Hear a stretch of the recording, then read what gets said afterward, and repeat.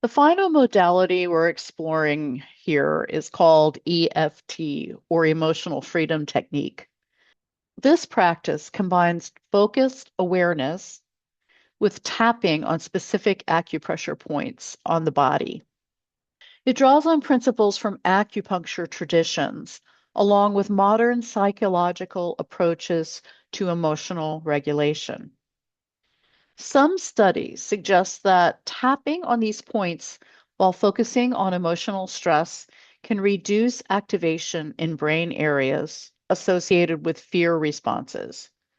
In one randomized study, researchers even observed reductions in cortisol levels following EFT sessions. Many people find that tapping helps soften the intensity of emotions while still allowing them to remain aware of what they're experiencing. Now that we talked about how tapping works, let's go through a full tapping experience together. Bring your attention to emotional stress. Just notice how the stress is showing up in your body right now. Take a moment and check in with yourself. On a scale from 0 to 10, where 10 is very intense and 0 means completely calm, how strong does that stress feel right now? Just notice the number. Now, we begin tapping on the side of the hand, which we call the karate chop point. It's right here. This is the soft outer edge of the hand between the wrist and the base of the little finger.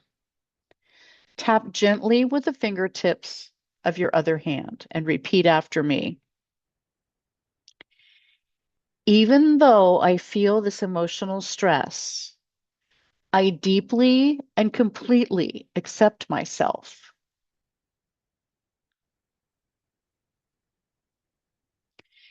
Even though this stress is present in my body, I accept how I feel right now.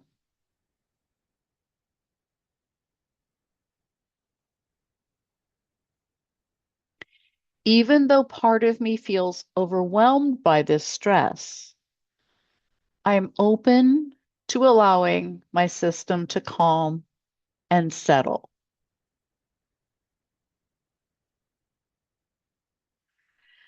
Continue tapping on the karate chop point. Even though my body has been carrying this stress, I acknowledge what I'm feeling.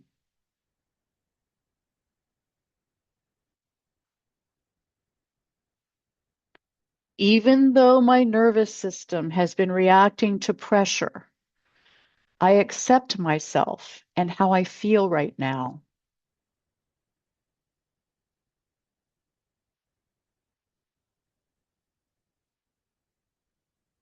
Even though this emotional stress is present, I am open to allowing things to shift.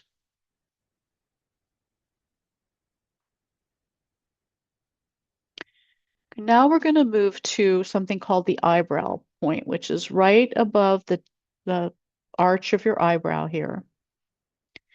And tap that lightly with your fingers and say, repeat after me, this emotional stress.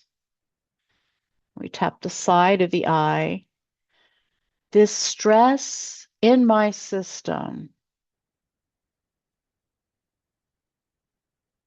And we tap under the eye. This tension in my body. And we tap under the nose.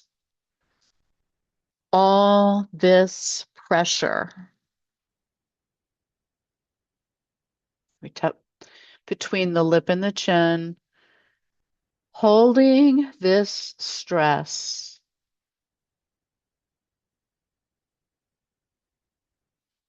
Now we tap the collarbone.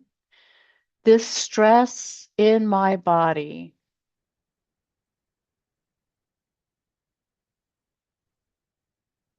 Now we tap under the arm. All this emotional tension.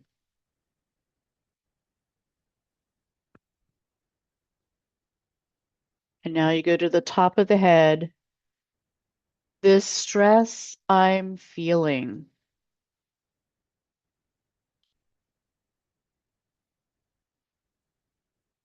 Okay, now we're going to return to the karate chop point, and you can repeat after me.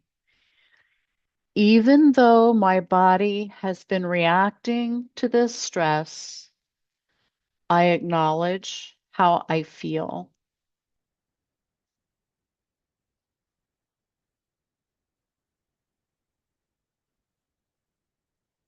Even though my nervous system has been under pressure, I accept what's happening in my body.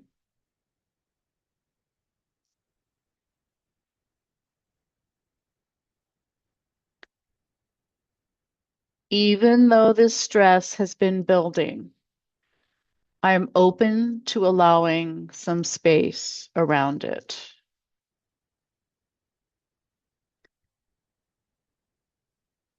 Okay, now we move to the eyebrow point.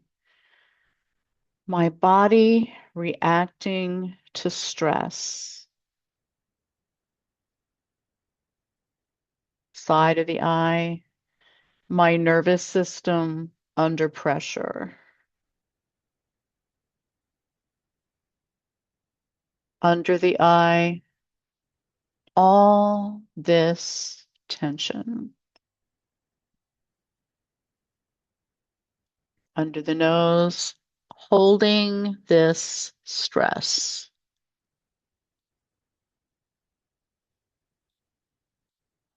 Chin. My system reacting.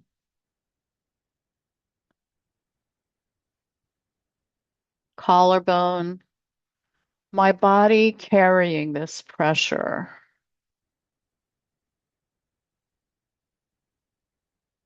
Under the arm.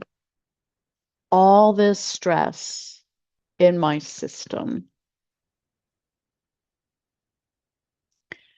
Top of the head.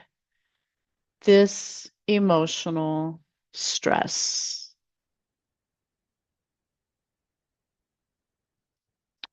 So in this coming round, we're going to concentrate on allowing the nervous system to settle.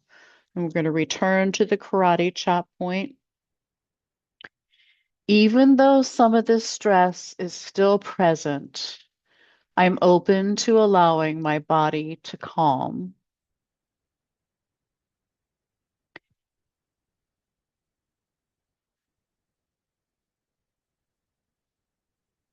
Even though my system has been activated, I'm allowing things to begin to settle.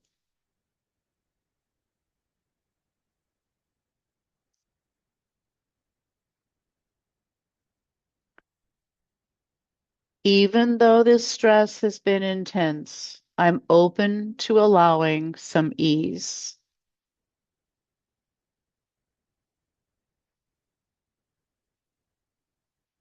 And I'm going to move to the eyebrow point, allowing my body to settle.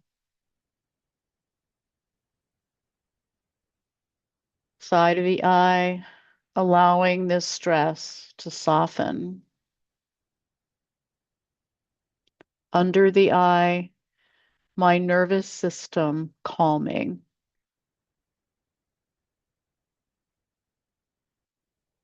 Under the nose, my breathing becoming easier.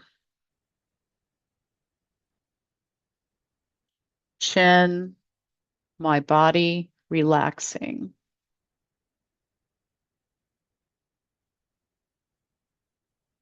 Collarbone, allowing calm into my system.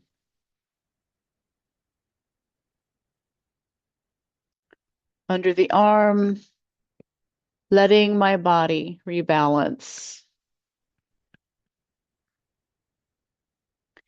And top of the head, my system returning toward calm. Okay, now we're going to do one more round and we're going to shift towards resolution. When we return to the karate chop point, even though the situation created stress, I'm allowing my body to feel calmer.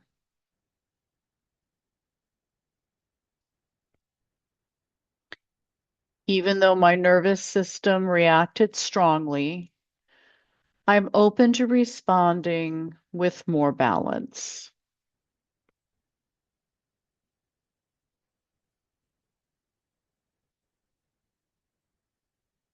Even though this pressure has been present, I'm allowing calm to return.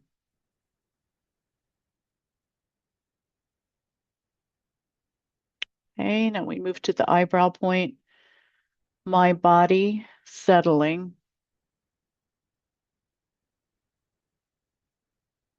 side of the eye, my nervous system calming.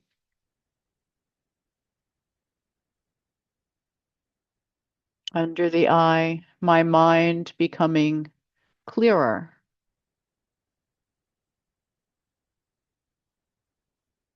Under the nose, my system relaxing.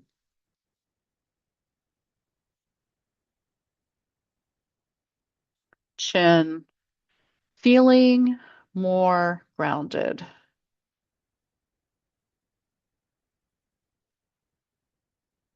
Collarbone, my body rebalancing.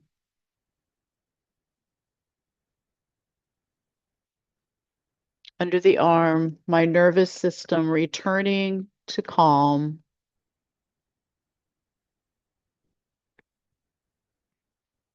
And top of the head, feeling calmer and more centered.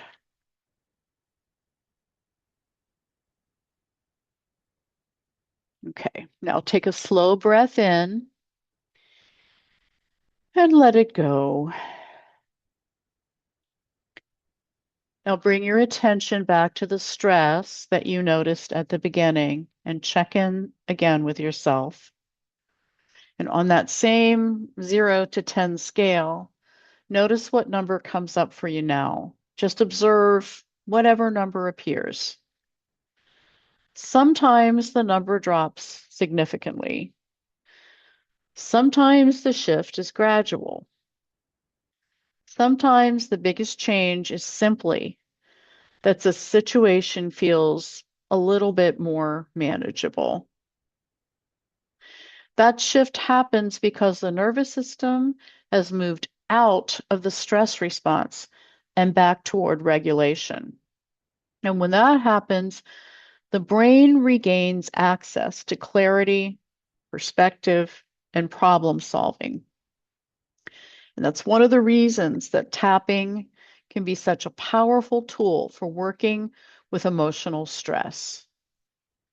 It doesn't change the situation itself, but it changes the internal state in which we meet that situation. And when our internal state changes, the way we respond to stress can change as well. These four modalities, breathing, mindfulness, vagal stimulation, and tapping, are simple ways of working with the nervous system. Each one helps the body shift away from a survival response and toward regulation.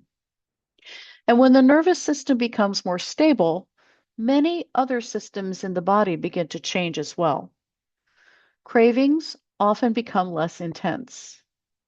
Emotional reactions become easier to manage, and the body becomes more capable of healing. Over the coming weeks, we'll continue building on this foundation as we explore additional alternative healing modalities that support the body's rhythms, circulation, emotional balance, and long-term stability. For now, the invitation is simply to spend some time experimenting with these practices and noticing how your body responds. Small shifts in the nervous system can create meaningful changes over time.